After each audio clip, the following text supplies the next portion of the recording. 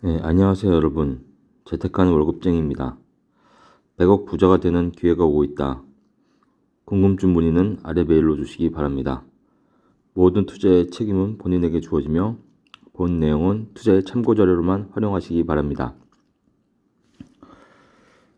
네, 오늘은 부동산과 주식에 영향을 주는 인자들이 무엇이고 그것들의 최근 동향이 어떻게 되고 있고 부동산 가격과 주식 가격이 어떻게 변하는지, 그래서 언제쯤 투자를 해야 되는지, 그리고 제가 실제 이러한 팩터들을 분석을 해서 빅데이터들을 분석을 해서 투자를 어떻게 했고 그래서 수익이 어떻게 났는지 그 인증하는 내용을 좀 보내드리고, 그다음 최근 부동산 동향을 말씀드리도록 하겠습니다. 네, 지금 첫 번째입니다. 가장 큰 영향을 주는 것은 부동산 가격에 가장 큰 영향을 주는 것은 통화량, 금리, 그리고 소비자 물가지수, 인플레이션을 나타내는 거죠. 네, 그렇게 지금 영향을 좀 준다고 볼 수 있고, 그것에 좀 데이터를 좀 보면, 네, 요 파란색이 최근 약 한 15년간의 서울 아파트 가격입니다. 파란색이 서울 아파트 가격이 이렇게 가고 있죠. 그래서 가고 있는데, 이 파란색이랑 가장 영향이 있는 게 요 빨간색이 M1 나누기 M2의 통화량입니다. M1은 즉시 투자할 수 있는 돈이죠. 보면은 통화량이 이렇게 급격하게 증가를 하게 되면 아파트 가격이 이렇게 기울기가 급합니다. 그래서 전체적으로 통화량이 이렇게 증가를 하기 때문에 아파트 가격이 서울 아파트 가격입니다. 대표하는 이렇게 증가를 했고, 작년부터 제가 분석해서 말씀드렸지만 작년 후반기부터 통화량이 빨간색이 이렇게 줄어들기 시작했어요. M1 나누기 M2의 비율입니다. 그게 줄어들기 시작하니까 파란색 아파트, 서울 아파트 매매 실거래가 가격 지수가 이렇게 빠지죠 지금. 그래서 통화량이 먼저 줄어들고 그 다음에 아파트 가격이 그 다음 빠지기 시작합니다. 요 간격이 약 한 6개월 정도 됩니다. 그렇죠? 내가 투자할 돈이 없으니까, 왜냐? 금리가 올라가고 대출을 잘 안 해주게 됩니다. 그렇기 때문에 내가 투자할 수 있는 여력이 없기 때문에 당연히 아파트 값이 안 올라가게 되는 거죠. 그러면서 금리도 급격하게 올라갑니다. 그래서 금리가 올라가고 투자할 돈이 없어지니까 아파트 가격이 떨어지기 시작하는 거죠. 여기도 보면 M1 나누기 M2가 이렇게 떨어지는 구간에는 아파트 가격이 한 6개월 후에 이렇게 떨어집니다. 근데 M1 나누기 M2가 이렇게 증가하는 구간, 그러면 아파트 가격이 이렇게 한 6개월 후에 상승을 하죠. M1 나누기 M2가 이렇게 떨어지는 구간에는 서울 가격이 떨어집니다. 그렇죠? 이 그래프로 여러분들이 한번 해석을 해 보십시오. M1 나누기 M2의 값, 그리고 아파트 값, 그리고 금리. 그렇죠? 이것으로 대부분 다 해석이 됩니다. 자, 그러면 우리가 투자해야 될 시점은 요 빨간색 M1 나누기 M2가 다시 이렇게 증가할 때, 증가하고 약 한 6개월에서 1년 후에 투자를 하면 됩니다. 그러면 서울 아파트 값이 다시 이렇게 올라가겠죠. 그리고 금리는 떨어지는 그런 타임이 될 것입니다. 그 시점을 저는 2024년 초반 중반 그때부터 이제 M1 나누기 M2가 증가를 할 거라고 생각이 되고, 그렇게 되면 그 6개월 후이기 때문에 6개에서 1년 후이기 때문에 2024년 후반이나 2025년 초중반이 될 수도 있다. 제가 당초에는 2026년에서 28년이 최저점이라고 예상을 했었는데, 앞으로 1년, 뒤로 1년은 좀 같이 검토를 해야 될 것 같습니다. 네, 그렇게 되고, 그리고 예, 통화량, 아파트 가격, 소비자 물가 지수의 상관관계 좀 보시면 아까 말씀드렸다시피 서울 매매 가격 지수입니다. 파란 게 최근 약 한 10년도만 놓고 봤는데요. 빨간 통화량이 이렇게 떨어지니까 아파트 값이 떨어졌는데, 자 보시면 통화량이 이렇게 막 늘어나죠. M1 나누기 M2 즉시 쓸 수 있는 돈들이 막 늘어나니까 물가가 엄청나게 올라가요. 그러니까 아파트 값이 이렇게 올라가죠. 그렇죠? 근데 M1 나누기 M2 값이 빨간색 값이 이렇게 떨어지기 시작합니다. 떨어지기 시작하니까 소비자 물가 지수가 어떻게 돼요? 떨어지기 시작합니다. 아파트 가가 어떻게 돼요? 떨어집니다. 그래서 우리가 투자를 해야 될 시점은 M1 나누기 N2 값이 다시 이렇게 올라가고 소비자 물가 지수는 이렇게 좀 떨어져서 거의 바닥일 때 그때를 잡으셔야 됩니다. 자, 그러면 여러분들이 또 투자를 많이 하는 주식, 코스피 지수와 통화량, 선행 종합지수, 순환 변동치와의 관계를 좀 보도록 하겠습니다. 자, 보면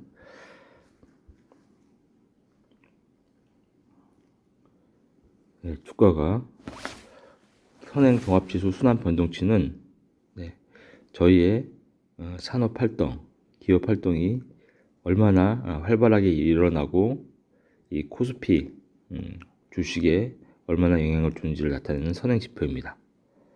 자, 선행지수 순환 변동치가 요 초록색이죠. 이 선행지수 순환 변동치가 여기가 0을 기준으로 해서 이 마이너스에 있다는 것은 그렇죠? 마이너스에 있다는 것은 경기가 안 좋다는 얘기입니다. 그러니까 코스피가 이 파란색인데 경기가 지금 안 좋죠. 계속 마이너스로 갔다가 잠깐 플러스로 가지고 또 다시 마이너스에서 놀고 있습니다. 마이너스가 많다는 것은 경기가 위축된다는 얘기입니다. 그러니까 코스피 지수가 이 선행지수 종합지수 순환 변동치가 마이너스로 떨어진 다음부터 떨어지기 시작하죠. 그렇죠? 거기다가 M1 나누기 M2도 같이 떨어지고 선행 종합지수 순환 변동치도 다 마이너스입니다. 이렇게 되니까 주가가 마이너스가 되는 거죠. 그럼 주가가 다시 올라가려면 이 선행 종합지수 순환 변동치가 지금도 마이너스죠. 여기가 0선입니다. 이 플러스에서 놀고 M1 나누기 M2 값이 이렇게 올라가야 됩니다. 아직도 멀었습니다. 거기에는 얘가 다시 플러스를 꺾여야 되고 요게 이 플러스 쪽으로 와 있어야 됩니다. 그래야지 이 코스피 지수 이 파란색이 다시 올라가죠. 그래서 코스피 지수에 영향을 주는 것은 M1 나누기 M2 값이랑 경기 순환 지표 중에서 선행 종합지수 순환 변동치 그리고 환율입니다. 환율. 초록색 환율을 보면 환율이 이렇게 올라가고 M1 나누기 M2 값이 지금 코스피 값이죠. 경기 순환 지수 순환 변동치 이게 마이너스에 있고 그렇죠. 그리고 환율이 끝없이 올라가요.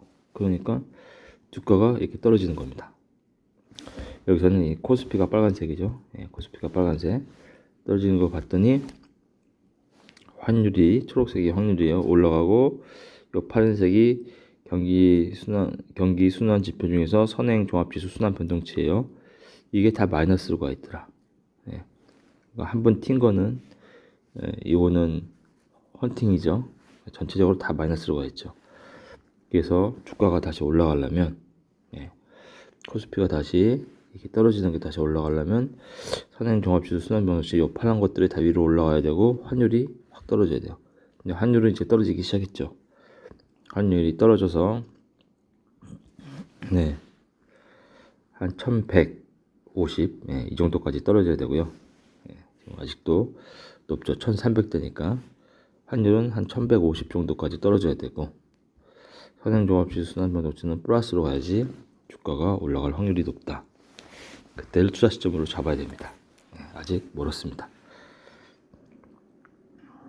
그래서 예, 제가 투자한 내역을 보면 대부분 이런 빅데이터를 분석을 해서 투자를 했습니다. 그래서 제가 네, 2013년에 분양받은 걸 2015년에 등기를 치고 네, 2019년에 또 아파트를 하나 추가 매수를 하고 네, 그리고 네, 죄송합니다.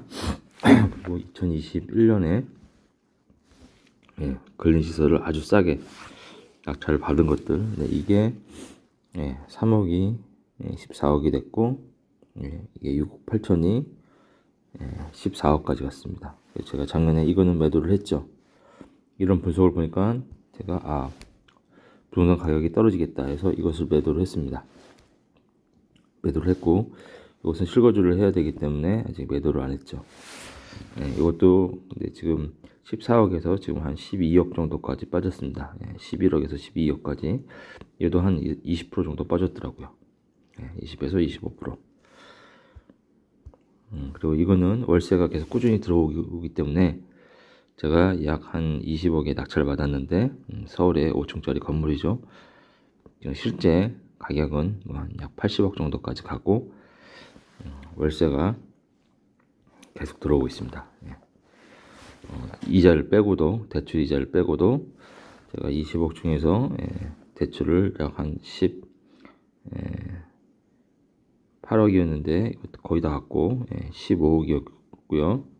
여기에서 3%로 받았으니까 매월 한 400 정도를 이자로 내고 있는데 이 건물에서 월세가 한 900 정도 들어옵니다. 900에서 1000 월세를 내고도 500 정도의 순이익이 나고 있는 거죠. 이렇게 투자를 했습니다. 근데 지금 이게 부동산 가격이 또 이렇게 지금 꺾이는 시기에 있기 때문에 이 시기가 또 올 겁니다. 이 시기. 지금 일부는 왔죠. 한 요 정도까지 내려온 것 같아요. 더 내려오면 여러분들도 용기 내서 매수를 하셨으면 좋겠습니다. 아직은 지켜봐야 됩니다. 그 근거가 이와 같습니다. 이번 주 전국 아파트 매매 전주 대비 변화율을 보면 서울 같은 경우 전주에 마이너스 0.36%인데 지금 마이너스 0.46 더 커졌습니다. 낙폭이 더 커졌죠. 전세 마이너스 0.95에서 마이너스 0.9 경기도도 마이너스 0.46에서 마이너스 0.65 전세 마이너스 0.78에서 마이너스 0.99 경기도 서울 다 주간 변동률이 거의 마이너스 1%입니다. 그렇다는 얘기는 지금 보시면 수도권 노란색 이렇게 좀 커지고 있죠. 제가 말씀드렸다시피 지난번에 완화 대책이 나와봤자 잠깐 반등하고 다시 빠질 거다. 그대로 되고 있습니다. 이때도 그렇죠? 9월달에도 완화책 나왔고 11월 10일날 완화책 나온 거 잠깐 반등했다 빠지죠. 잠깐 반등했다 빠집니다. 그래서 이 바닥을 잡는 거는 제가 앞에서 말씀드린 그 지표들을 분석을 해야 됩니다. 다시 올라갈까 말까 그런 거를 이런 데이터를 보면은 확신을 여러분들이 가질 수 있습니다. 전국을 봐도 소중이 마이너스 1%, 경기 마이너스 0.65%, 서울이 마이너스 0.46%. 주간으로 이렇게 빠진다는 것은 폭락입니다. 매매 서울 전주 대비 마이너스 0.46인데 낙폭이 큰 곳이 금천, 송파, 강동. 특히 송파가 마이너스 0.74죠. 송파가 빠진다는 것은 강동 빠지고 강남도 엄청나게 빠질 겁니다. 서초도 빠지고요. 그렇게 좀 보시면 되고 그다음에 추가로 경기 인천 경기 인천도 마이너스 0.65 마이너스 0.42 그 중에서 하락폭이 큰 게 성남 중원구 여기는 입주 물량이 좀 많이 있었고 그런 것들이 지금 해소가 안 되고 있기 때문에 낙폭이 큽니다. 그다음 오산 오산도 작년 많이 올랐죠. 재작년 시흥 그래서 경기도 지역은 거의 폭락 수준입니다. 폭탄 맞은 수준이라서 절대 지금 들어가시면 안 됩니다. 저랑 같이 이렇게 매주 분석하면서 실거주 하실 분들 매수 타이밍 보시기 바랍니다. 그리고 전세 가격 전주 대비 마이너스 0.66% 하락. 전세가 빠지면 매매값이 절대로 올라갈 수가 없습니다. 보면 전세 수도권 5개 광역시 전국 다 똑같이 막 폭락하고 있죠. 그리고 특히 세종, 경기, 서울 마이너스 1.17, 마이너스 0.99, 마이너스 0.09. 절대 매매값이 올라갈 수 없습니다. 전세값도 이렇게 폭락을 하고 있습니다. 특히 전세 서울은 특히 양천구, 강남도 이렇게 빠지고 있죠. 서초 거의 마이너스 1.7%면 거의 폭락입니다. 강남도 마이너스 1.35죠. 게다가 강남은 올 겨울에 입주 물량이 있습니다. 거의 한 3천 가구 이상 있는데 요번에 아마 엄청 전세값이랑 매매값이랑 폭락을 할 것 같습니다. 계속 지켜보시죠. 그리고 전세 경기 인천 경기 마이너스 0.99, 인천 마이너스 0.66, 과천 보시죠. 마이너스 2.2%. 과천에 보면 지식정보타운 많이 입주하고 있고 입주했고 그래서 전세값이 많이 폭락하면서 매매값도 폭락을 했습니다. 화성, 동탄, 성남, 중원구, 김포 다 말씀드린 지역이죠. 이때 이제 작년 최고가 대비해서 약 한 40% 정도 이제 폭락을 하면 여러분 매수 타임으로 한번 고려를 해보셔도 됩니다. 자, 그 이유가 보게 되면 가장 큰 제가 영향을 주는 게 통화량이 영향을 준다고 했는데 통화량의 추세선이 빨간색입니다. 통화량이 보통 이 정도로 올라가야 되거든요. 이 정도로 올라가야 되는데 통화량이 폭락 낙폭 수준이 이제 거의 임계점에 온 것 같이 지금 느껴집니다. 그렇기 때문에 제가 보기에는 이제 앞으로 여기에서 이 추세선에서 한 요 정도까지만 더 빠졌다가 다시 반등할 확률이 높습니다. 그래서 여기까지 오는 시기가 얼마냐? 제가 2026년 정도를 생각을 했었는데 조금 당겨질 수도 있습니다. 그렇기 때문에 이 데이터를 여러분들이 계속 봐야 된다.